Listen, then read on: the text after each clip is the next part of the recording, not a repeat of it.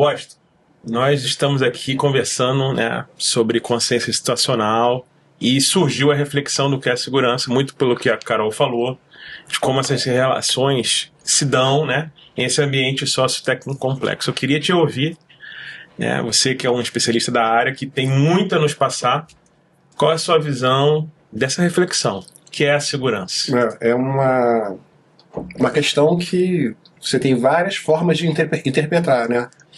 E no doutorado a gente teve um tempo, né, para pensar, né? Eu estava até conversando com o José outro dia, né? A minha visão de segurança é a construção sociotécnica. Então a gente, como engenheiros técnicos, né, a gente tem uma visão muito técnica, né? Então, o que o social se conecta com a questão técnica? Então, se a gente pensar nessa forma, a gente consegue ter um viés bem interessante para sair um pouquinho dessa visão mais assim, segurança é uma organização sem acidente, ou segurança é XYZ. Então acho que essa forma traz essa visão sistêmica, né? E é interessante que o Josué, aí eu estava conversando lá na Macaé, conversando lá no almoço, né? Aí o José falou: quanto tempo você demorou para ter essa visão? Eu falei: foram 2 anos do doutorado. Ele falou: levou uns 10 anos, né? Foi isso, me chocou um pouquinho, né? Porque a gente é muito tecnicista, né? A gente é muito máquina. E aí, essas relações todas que eu falei um pouquinho da abordagem sociotécnica estruturada, elas trazem uma forma interessante, né, dos modelos. Mas eu queria fazer uma contribuição da questão da consciência situacional, né? Assim, as 3 fases que você apresentou no bloco anterior são importantíssimas. Tá? É uma visão pragmática. Tá. Então a gente tem que ter essa visão pragmática, né? Eu sou doutor em engenharia de produção, mestre, mas assim, antes de tudo eu sou um profissional de operações. Eu fui operador, supervisor, gerente, gestor. Então a gente precisa ter essa linguagem direta que atinja, né, o processo produtivo. O que o Victor trouxe, maravilhoso, né? Então tem que ter esse cuidado, né, de também não ser uma visão que vá buscar a culpabilização, né, das pessoas, né? E a Carol também, super interessante, né, da visão, né, a priori ou a visão a posteriori. Então, é interessante que eu estava discutindo o acidente da P-36, né, lá em Macaé. Fez 25 anos. 25 anos.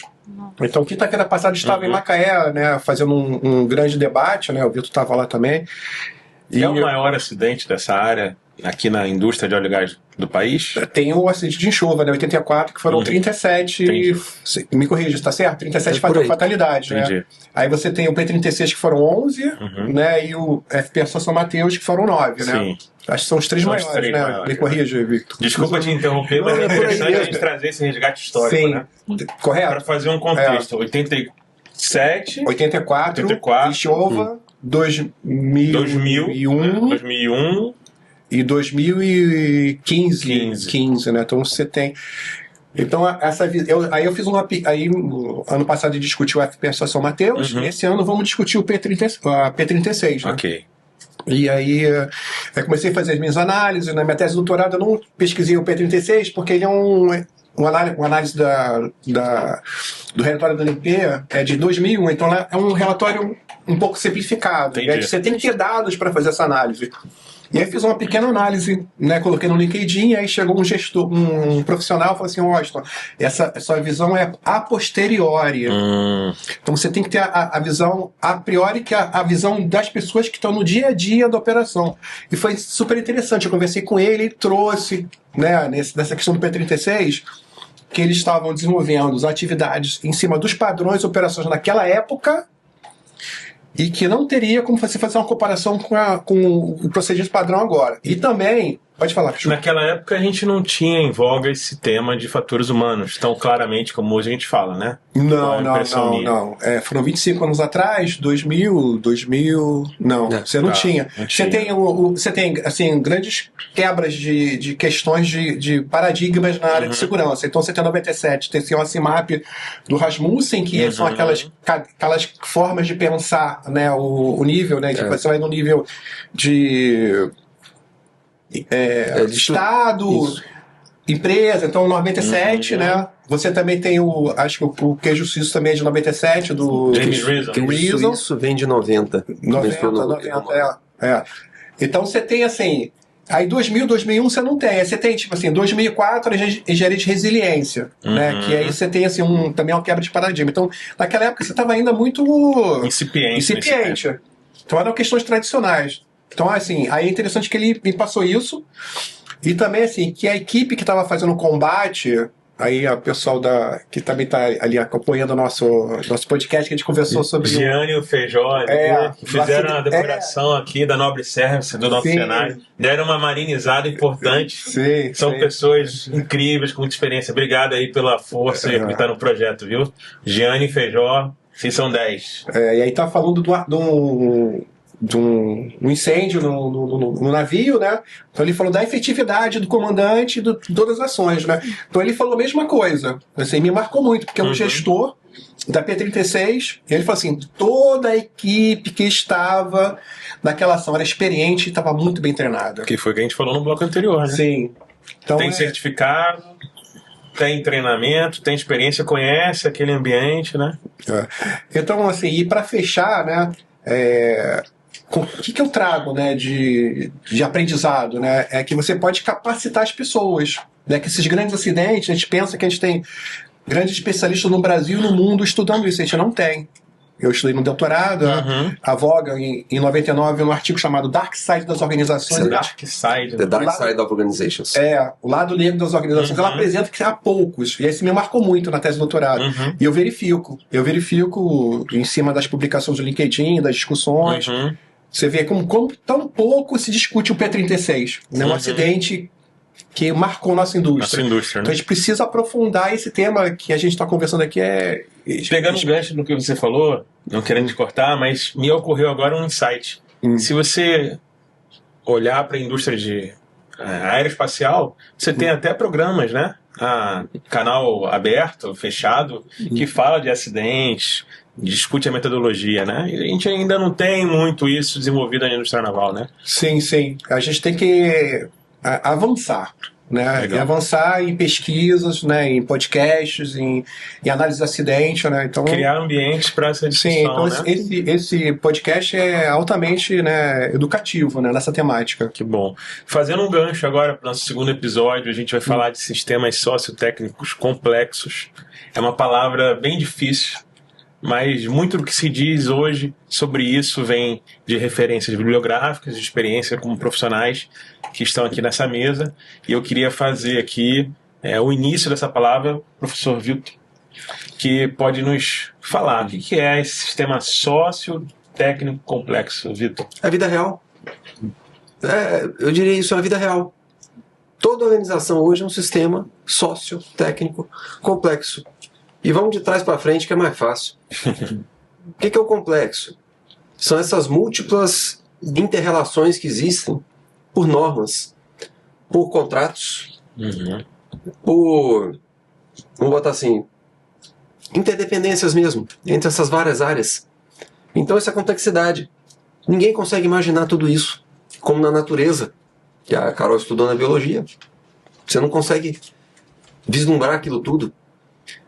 E por que é sociotécnico? Porque você precisa de pessoas e tecnologia. E quando a gente fala tecnologia, não é só equipamento, a gente fala também de gestão. Gestão é técnica, a gente parece brincadeira, mas gestão é técnica. Tem teoria por trás da gestão. Você administra, eu gosto. Você administra, como é que é, a moda Bangu, já que nós estamos aqui no Rio de Janeiro. Gestão é a palavra-chave que a gente precisa inserir. Exatamente. E por que é um sistema? Porque está tudo interligado, interconectado, interdependente. Interdependente. Isso é uma palavra. Entendeu? Onde é que é? Pô, Vitor, porque eu não gosto de ler e tal. Sempre que eu faço os laboratórios de fatores humanos, eu falo, então vai ver Tropa de Elite, cara. Lembra? Tropa de Elite tem umas fases interessantes, né? Porque o sistema não trabalha para resolver os problemas da sociedade. O sistema só trabalha para resolver os problemas do sistema. O sistema entrega a mão para não perder o braço. O sistema se reinventa, cria novas lideranças. Tem aquela frase clássica, né? O sistema tem essa aí também. Difícil. Josué gosta muito dela. Entendeu? Tem essa frase. Mas repara, o sistema é uma coisa viva. Sim. Então ele está sempre o quê? Tentando sobreviver. Como o nosso corpo. Ele tenta sobreviver o tempo todo. Então é isso que é um sistema sociotécnico complexo, o que é diferente de um mecanismo. Vou enfatizar isso. Uhum. O que você espera de um mecanismo? Que ele tenha confiabilidade, que ele tenha repetibilidade, que ele tenha uma durabilidade.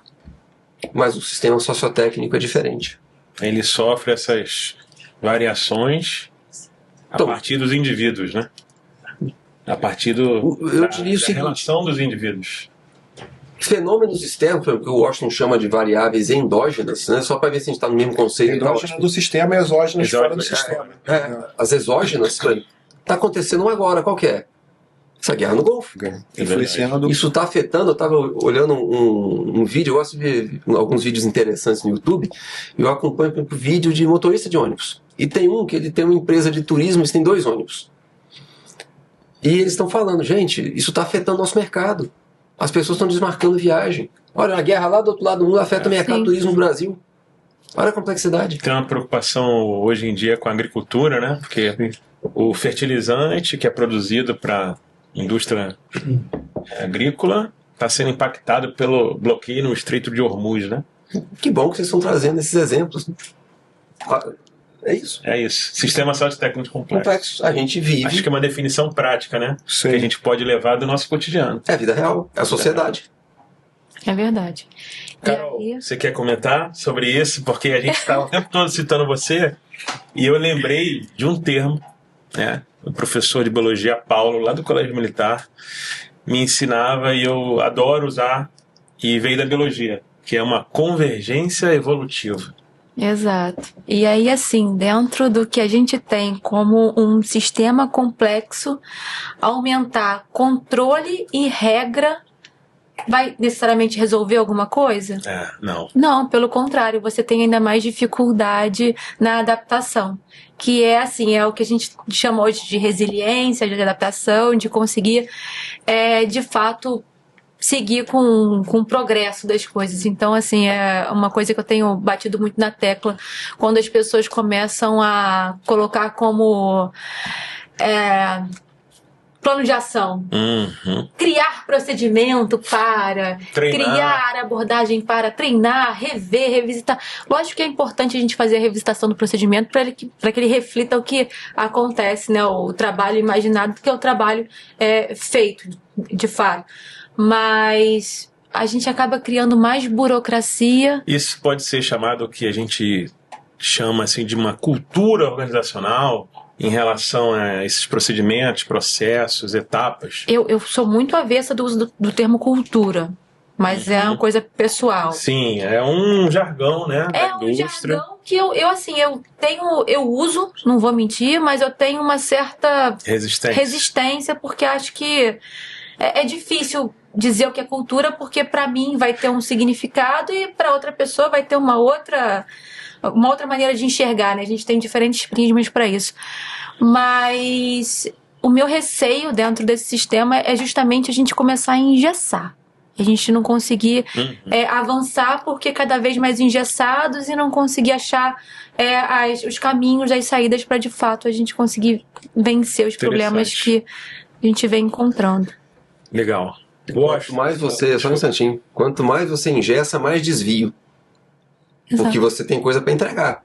Sim. Então, interessante, né? Porque, teoricamente, você está engessando, porque você está revisitando um sistema e a gente acaba causando um efeito reverso, né?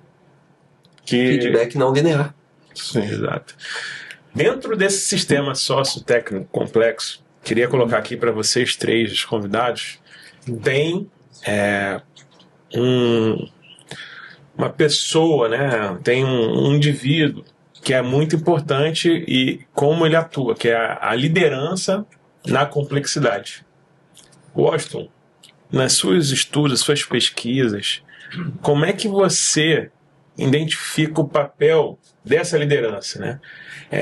Como cooperar, como colaborar, como que isso é essencial para essa complexidade, né? O que você entende, assim, de lições aprendidas, digamos assim? Questão chave, né? E eu fiz uma postagem há pouco tempo, né? Não sei se você leu, que são 2 cases, um de sucesso e um de falha. Então você tem o Paul O'Neill na Alcoa, onde ele levou a temática de segurança para o alto nível decisório e a Alcoa alcançou resultados muito bons. E o caso da Boeing, né, que vocês têm a queda de 2 Boeing 737 MAX, e também teve um problema também de uma janela que soltou, né? Então o próprio presidente da Boeing teve que fazer uma justificativa no Senado americano. Então a liderança é questão-chave, né? E aí estava falando com a Carol, né, na vinda, né? Então como é que essa alta direção, esses diretores, eles vieram da área de operações, eles estão, né, acostumados com a atividade operacional? É importante que tenha essa ligação, né? E também do sistema sociotécnico, para complementar, a gente pode ver o sistema sociotécnico em 3 grandes modelos que eu estudei nos grandes acidentes, que é a abordagem sociotécnica estruturada, com as variáveis endógenas, exógenas, que o Vitor estava trazendo exógenas na questão da guerra, né? Uma gestão dinâmica de risco, porque é interessante que o Vitor também estava falando, né, que ele fez uma apresentação hoje, ele falou da gestão dinâmica de risco. Eu me lembro que estava no primeiro ano do doutorado na UF, né, e aí o professor Gilson, falei, professor Gilson, o risco ele é dinâmico. E aí eu falei, Washington, poucas pessoas entendem o que você... Então tem os sinais de alerta, aí você pode ter uma forma interessante, o segundo modelo. E o terceiro modelo é a visão sistêmica da segurança com as outras áreas da organização. E também com a Carol, estava lá vindo para cá, né, Carol? Sim. A segurança ela tem que estar ligada com as atividades operacionais. Não tem como você pensar a segurança num formato único, né? Sim. Então tem que ter essa ligação. Então eu acho que assim, eu consigo fechar essas 2 grandes questões. Né? Muito legal essa sua visão. Isso a gente começa a entrar numa discussão sobre que se fala muito, que é o erro. A gente traz para essa mesa a discussão do erro em todos os níveis, que normalmente o que se faz é responsabilizar a ponta da lança, né? E culpabilizar, às vezes, de um procedimento que não seguiu ou de um processo que não estava claro. E como é que a gente pode começar essa discussão e transformar o erro como uma oportunidade de crescimento, né, do indivíduo, das organizações, né, crescimento para o desenvolvimento até de um setor, de uma indústria, que movimenta bilhões de dólares. Hoje eu estava no evento da FGV, de descomissionamento, uma plateia gigante, numa instituição de ensino que tem esse viés, e autoridades, né, de diversas áreas da indústria, eles falaram investimento de bilhões nos campos de águas profundas do Nordeste, que até então se explorava águas rasas, né, mais antigos. Então, eu fiquei impressionado com os valores. Não se fala mais em milhões de dólares, agora são bilhões, né? E os números, até anotei, me corrija se eu estiver errado, mais de 11 aeroportos, mais de 80 aeronaves, é a 4ª maior frota do Brasil de movimentação aeromodal, se essa indústria fosse uma companhia aérea. Mais de 1 milhão de pessoas transportadas por ano. Então são números expressivos, né? Então como é que o erro, Vitor, você que está atuando nessa área de aviação agora, de uma indústria de óleo e gás, né, pode transformar o crescimento de uma companhia, de um indivíduo, e trazer desenvolvimento até para um país? Então vamos lá. Primeiro pelo erro. O que é um erro? A gente falou, né, o que é segurança. O que é um erro? O erro é a tentativa de acerto. A intencionalidade é acertar. E você vai fazer isso em todos os níveis da organização, mediante incerteza, mediante risco, mediante ambiguidade, desconhecimento, pressão por produção, desconhecimento de vários aspectos, pressão do tempo. O que é isso? A perspectiva da tomada de decisão naturalista. Quem vai falar muito disso é o Gary Klein, professor do MIT, que é o mundo real. Só que depois que acontece alguma coisa, aí vem a tomada de decisão racional, retrospectiva, já sabendo o que aconteceu. simplificando tudo, que é o quê? Como se você soubesse de tudo que pudesse acontecer, você tivesse todo o conhecimento, soubesse de todas as possibilidades, mas você não sabe. E você não sabia. Não sabia. A gente não pergunta o quê? A gente só faz a pergunta essencial, que é por que fez sentido, ou melhor, como fez sentido para as pessoas que estavam ali, como fez sentido tomar a decisão que tomaram. Sim. E a gente não faz essa pergunta, que é uma pergunta essencial. E você tinha separado em duas partes, eu acabei esquecendo a segunda parte da pergunta. Não, esse é o que traz o crescimento do indivíduo. Ele entender como que a gente tomou aquela ação. E essa análise, ela fomenta o desenvolvimento, porque o desenvolvimento ele vem da aceitação que o erro é uma falha, de alguém que quis acertar, e que agora você entendeu como ele aconteceu e você vai poder se desenvolver. Mas será que o erro é uma falha? Porque a gente está julgando o erro. É verdade. Quando a gente pega e fala que foi uma falha, você está julgando. Pode ser uma falha sem erro? Uma falha sem erro? Cara, a coisa mais comum, um sistema complexo, se a gente pode chamar de falhar, é ele trabalhando normalmente ter problema. Sim. Por quê? Porque as partes individuais, elas não sabem o todo que está acontecendo. Então cada um tenta otimizar a sua parte. Sim. Só que aquilo pode, vamos botar assim, otimizações locais podem levar a consequências globais. Herbert Simon, comportamento administrativo. Então, o desenvolvimento vem daí. Você pode estar gerando muitas vezes o quê? Ações ligadas ao crescimento. A maior parte dos investimentos organizacionais são ligados ao crescimento. Quer ver? Vamos fazer um músculo crescer? Bom. É muito simples. Vamos pegar isso aqui, vamos dar pancada no músculo, ele vai crescer. Mas não vai se desenvolver. Crescer alguma coisa é crescer em número e tamanho. Onde é que a gente faz muito isso? Indicador. Mas desenvolver algo requer tempo. Pega uma pessoa que hoje é sedentária e quer correr, sei lá, maratona de Boston. 3 anos treinando. Não menos que isso. Ah, eu quero tentar fazer em menos. Já marca teu ortopedista a cirurgia. Tranquilo. É um processo, né? Leva tempo. Como a história da colheita que a gente falou. Lembra? Peter Senge. Existe um atraso. A gente precisa ter paciência.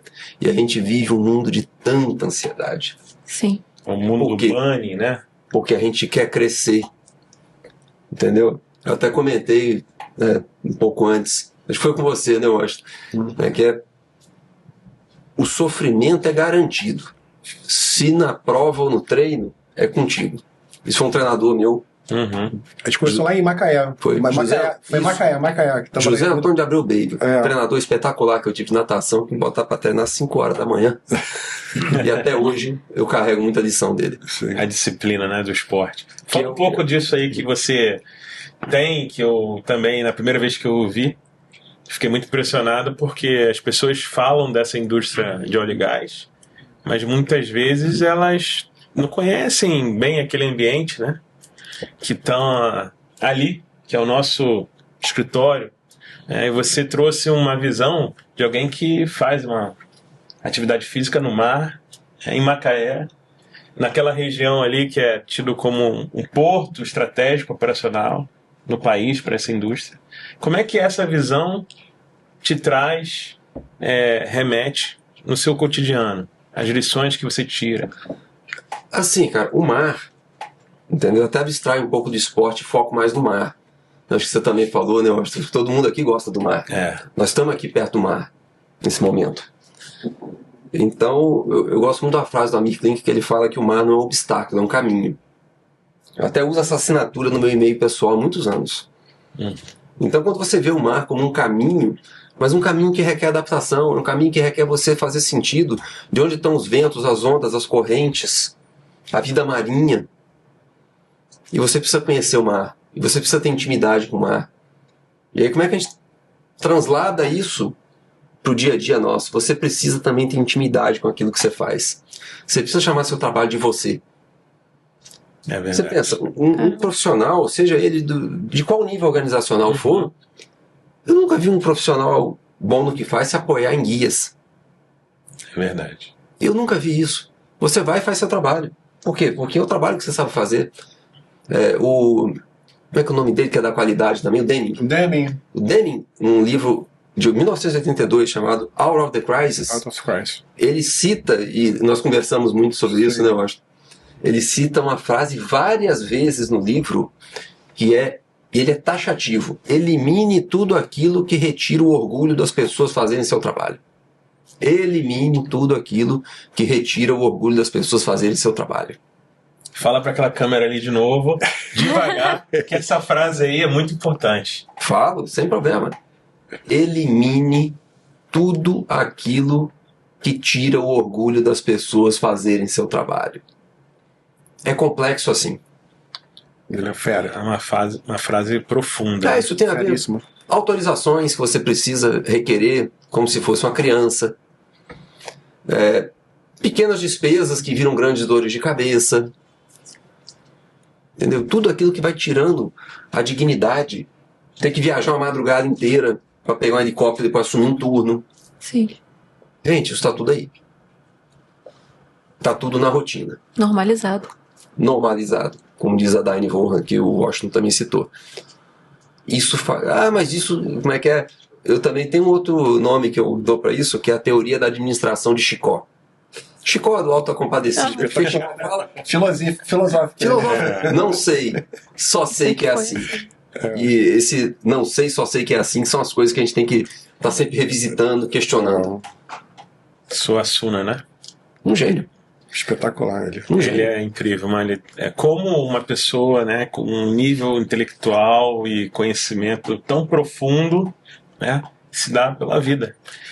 Citando a Klink, pegando um gancho, não sei qual dos livros dele, mas eu gosto muito dele porque ele sempre critica os engenheiros navais, que são formados na academia, doutores. Ele é economista. E aí tem várias frases dele, mas eu vou citar uma passagem que durante um projeto ele queria ficar uma invernada, né? Lá preso no gelo, só que o barco ele tem uma quilha e o casco é simétrico. Então se isso acontecesse, o barco ia ficar inclinado e ele passar um longo período assim não ia ser confortável. A ergonomia que você citou, sim, que é a base, né, dos fatores humanos. Quase ganhei a pergunta lá na oficina do Tomás Douro, 1857. O professor José perguntou. Sim. Né? E a gente tem essa leitura de que ele falou que nenhum engenheiro naval conseguiu explicar uma solução para ele. Aí ele, andando no Nordeste, viu aquelas canoas de 2 quilhas, né? Aquelas jangadas de 2 quilhas que elas permaneciam na horizontal. Então ele buscou num conhecimento simples, popular, sim, algo que a ciência não conseguiu trazer. Ele foi também atrás de um livro do almirante brasileiro, que eu não estou lembrando agora o nome, mas que chama Embarcações Artesanais Brasileiras. Sim, eu me lembro disso, que ele pesquisou bastante a parte artesanal. Eu me lembro desses livros também, espetacular. Essa cultura a gente tem que valorizar, né? Sim. E eu me lembro de uma passagem, uma vez atracado aqui no Porto do Rio, a gente recebe um plano de carga, né? Que é todas as cargas que você vai receber, você vai alocá-las no convés e você faz isso conforme a sua programação. A unidade tal, eu vou transportar essas cargas, então eu vou deixar mais a ré. E assim sucessivamente. E por algum motivo, nós recebemos uma carga extra. Uma carga com volume grande, eram tubos de perfuração, drilling pipes, né? E aquilo eram muitas carretas. E a gente ficou, né? Engenheiro naval, formado na FRJ, um comandante experiente, imediato, o chefe de máquina, como é que a gente vai fazer? E aí, um marinheiro, que é uma pessoa, né, vivida, que veio da indústria de pesca. Olha, eu tenho uma sugestão, a gente faz assim, faz assado. Deu certo. E deu certo. E o barco, a gente fez o cálculo no software aprovado de estabilidade e a gente conseguiu transportar aquela carga dentro dos padrões de segurança, graças à ideia, né, de uma pessoa que fazia parte, né, da tripulação que foi ouvida. Eu carrego sempre esse exemplo comigo, né? E eu pego um gancho para falar, né, dentro desses sistemas sociotécnicos complexos, a integração em gestão. Gestão de pessoas, gestão de tecnologias, gestão de processos, gestão de equipes, né? Porque muitas vezes você tem 2 ou 3 equipes, muitas vezes de países e culturas diferentes, trabalhando ali no mesmo barco, na mesma unidade. Como é que você enxerga isso, Carol? Levantando aí para sua área de SMS, que você atua tão bem, e como é que você vê essa integração, o desafio dessa integração nesses sistemas sociotécnicos complexos? Como você acredita que seria um caminho, que a gente pode explorar? O que você traz para a gente desse conhecimento? Então, isso é muito desafiador, né? Começando pelo exemplo que você deu do marinheiro, que ele se sentiu à vontade de poder dar a ideia, você conseguir simular esse ambiente, e principalmente a bordo, onde as coisas são muito mais críticas, eu acho que quem já teve a bordo consegue embasar o que eu tô falando, porque você tá convivendo 24/7 com aquela pessoa. Então tudo lá fica muito mais intenso. Então daí é você conseguir deixar a pessoa à vontade para opinar, para perguntar, sem ser taxada de uma pergunta pequena, uma pergunta que não é boa o bastante, vai atrapalhar, ou mesmo opinar, dar uma ideia. Imagina eu que não tenho a bagagem que vocês têm, vou perguntar aqui e vou... Sabe? E essa intimidação, eu acho que ela é muito natural. Eu falo por mim, novamente. Eu gosto muito de exemplificar me expondo, porque antes de apontar o coleguinha, eu aponto pra mim. É uma coragem. Não é? Antes de vir pra cá hoje, eu falei assim, gente, como é que eu vou sentar à mesa com essas pessoas? Eu falei, não, eu vou falar, Peixoto, obrigada pelo convite, mas eu tô passando mal, peguei aqui a virose braba, não posso. Que bom que você veio, minha amiga. E aí eu respirei, e eu falei assim, gente, na pior das hipóteses eu vou aprender pra caramba. Então, posso falar uma besteira aqui, outra ali? Talvez, mas eu prefiro me expor e aprender e ter a oportunidade de evoluir do que me acovardar e deixar, sabe, essa água passar. Então, é muito difícil você trazer essa segurança dentro dos contextos que você está inserido. Principalmente no trabalho, onde você está... o seu layout é vencer, é você conseguir, é você se posicionar num mundo onde hoje você já tem um texto que é uma fórmula pronta, que você, não é sobre isso, é sobre aquilo. Aquela fórmula que a gente já conhece, uma nova linguagem de comunicação que a gente vê, principalmente dentro do LinkedIn. Então, você expor a sua vulnerabilidade, a sua opinião, e é muito complexo, é muito difícil. Exige coragem. Você ter essa... E aí, quando você coloca dentro dessa equação, tripulação estrangeira, pessoas que têm uma outra cultura... Nossa, por várias vezes eu me comunicando, com um safety officer, e ele perguntava se estava tudo bem, eu fazia ok pra ele, joinha. E ele não entendia o que ele era, o sinal universal de que tá tudo bem. E ele, não, é porque na minha cultura a gente faz assim, ele é americano, então é sempre a mãozinha. Isso é ok. Isso pra mim é a conta, sei lá, é qualquer outra coisa menos ok. Então, assim, até a questão do gestual, tudo é muito complexo. Você alinhar, você conseguir se fazer entender. A gente, como latino, a gente tem essa coisa de ser mais expansivo naturalmente. Algumas pessoas, claro, são mais tímidas. Sim. Mas, no geral, a gente é mais caloroso, a gente é mais receptivo. E ele já tem uma frieza natural, são mais distantes. Isso é cultural. Então... você conseguir administrar tudo isso, todas essas variáveis, é complexo, não é fácil. Muito complexo, né? Te exige muito. Pegando um gancho, Carol, primeiro, parabéns pela coragem, Você está sendo brilhante aqui e está contribuindo muito com a nossa mesa. E a gente tem que analisar nessa questão que a gente revisita de cultura organizacional, uma pergunta. Nosso amigo Vitor sugeriu na pauta o que é aprender. E aí, professor Washington, queria muito ouvir a sua capacidade de síntese, de externar dentro desse sistema sociotécnico complexo, que é uma miríade de sistemas de gestão, de pessoas, O que é aprender? Vou responder essa pergunta e as anteriores fazendo uma ligação. Por favor. Então, assim, quando a gente começa a estudar os grandes acidentes, O que se aparece muito assim, no mundo da segurança é o erro humano. E para mim, que eu transito em outras áreas, como qualidade, meio ambiente, gestão, eu fico um pouco assim, assustado. E eu estou fazendo até um artigo agora para publicar na revista Proteção, no blog Prevenir Tragédias, e eu tive falando também lá em Macaé, desmistificar o erro humano. Importante. Né? Fala para aquela câmera aí. Desmistificar o erro humano. Então, quando a gente desmistifica o erro humano, a gente tem que ter uma visão de ação humana. Ação humana. E como a gente analisa isso no contexto como um todo. Uhum. Então você tem, assim, a primeira coisa que aparece, né, nos grandes acidentes é buscar a culpabilização, que já vi algumas falas. Uhum. Então você tem que ter uma visão sistêmica, e aí você vai não verificar a questão da ponta do iceberg, que é a ação humana, mas a visão do sistema. Aí tudo muda. Tudo muda, aí você pode buscar o aprendizado. Porque quando você busca culpabilizar, você já corta totalmente o aprendizado, né? E na gestão da qualidade é incrível, que eu estava falando até com meus colegas aqui de mesa e o pessoal que está como ouvinte, né?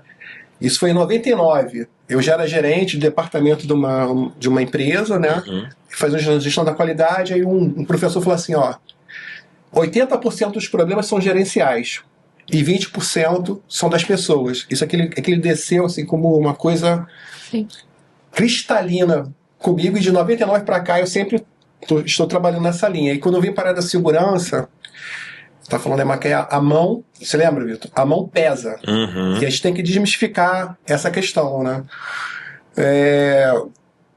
E também, assim, o que o Vitor trouxe também, o professor Demi, né, dos 14 pontos, Out of Crisis, ele traz, assim, grandes aprendizados, né, que vai nessa linha também. Eu acho que seria ver isso, né, e aprender, tirar essa culpabilização das pessoas. Uhum. E como você, numa visão mais sistêmica, você analisa. Porque a gente não está aqui para julgar, a gente não é juiz, a gente não quer buscar culpabilizar, não quer criar... tem a questão, né, da justiça, tem aqui a questão da questão civil e criminal, mas a gente não está isso, a gente aqui trabalha na área de segurança, a gente tem que buscar a solução, né? E o grande aprendizado, né? Minha tese de doutorado é isso. Uma das grandes questões que eu estou trabalhando e eu estou tentando criar, desmistificar essa visão, né, do erro humano, passar para ação humana e uma visão sistêmica e aprendizado. Acho que a gente consegue fazer a ligação de todas as questões, hein? Muito bacana você trazer essa visão. Muito bom. Eu atuo há cerca de 10 anos, né, como assistente de perito na área jurídica do Tribunal Marítimo.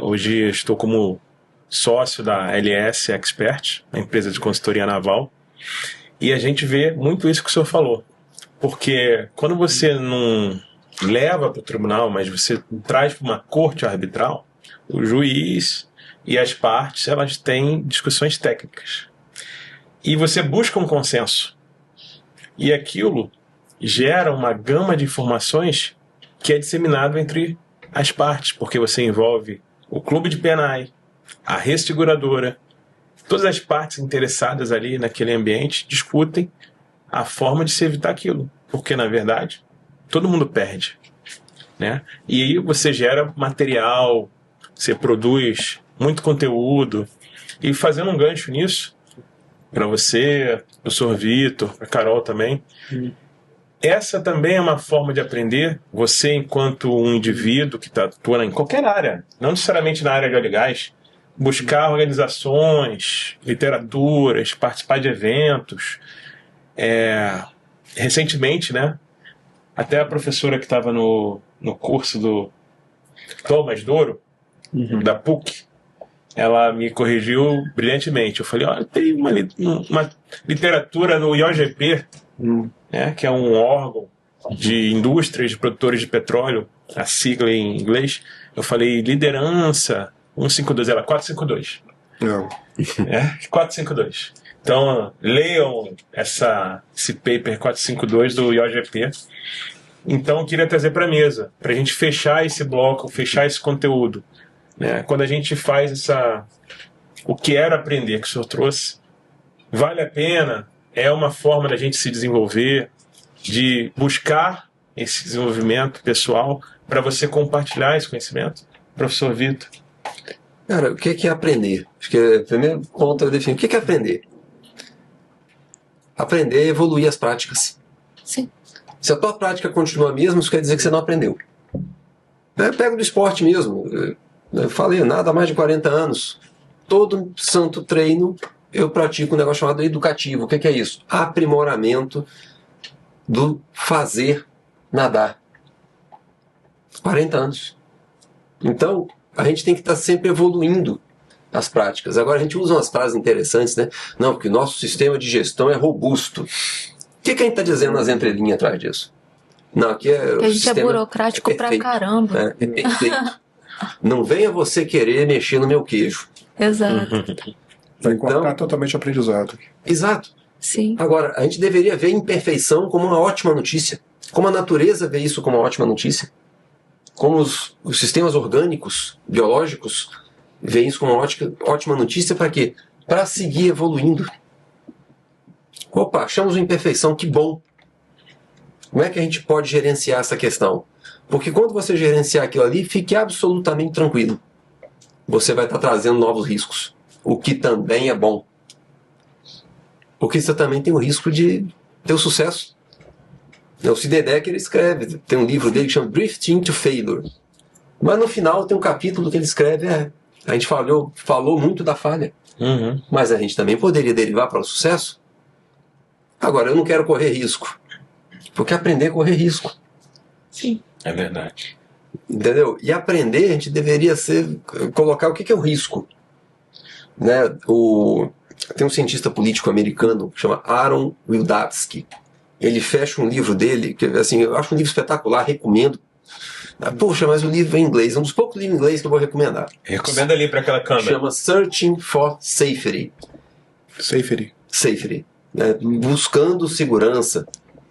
Cara, a última frase do livro, ele fala que você está buscando segurança é como você cortejar alguém. Não tem como você conquistar sem correr o risco da rejeição.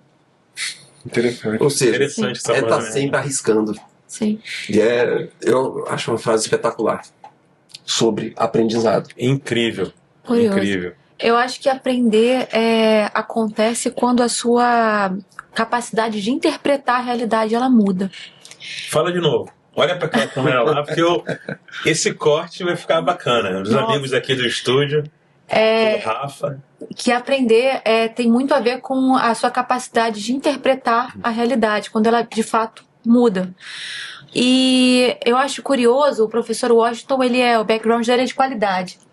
E ele vai entender bem o que eu estou falando. Eu acho fantástico quando eu tenho oportunidade de melhoria dentro de uma auditoria. Espetacular. E aí os meus colegas ficam ensandecidos, eles ficam, meu Deus, eu não quero, socorro. Eu gosto. Eu não gosto da não conformidade, claro, né? Porque tem um peso diferente, me chateia assim, mas podendo tratar com certeza. Mas a oportunidade de melhoria, pra mim, ela tá grifando que eu tenho chance de melhora, e a gente sempre tem chance de melhora, a gente sempre consegue se doar um pouquinho mais. A questão tem gente que acha que já lapidou. E aí, assim, você tem que ter a humildade de perceber que não, eu tô aqui, mas eu também tô numa posição de aprender, de melhorar. Tem até aquela questão do PDCA, né? Que o PDCA meio que caiu por terra. Que agora é o PDSA, não é isso? Tem uma frente que fala também, sobre isso. Do aprendizado, né? Eu acho que Fala um pouco disso. É sensacional. Então, assim, eu bebo na fonte da gestão da qualidade desde 1997, né? Quando a gente implementou os critérios de excelência em uma gerência, né? E eu fiquei apaixonado, estudei ISO 9000 e tal. E que a Carol traz, né? Realmente, as auditorias, você tem essa visão, né? E o auditor também vai nessa linha, tá? Se o auditor ele vai no intuito, né, de receber informação e criar uma visão positiva, é maravilhoso, tá? Assim, a gente tem problemas na qualidade, mas ela tem evoluído muito, né?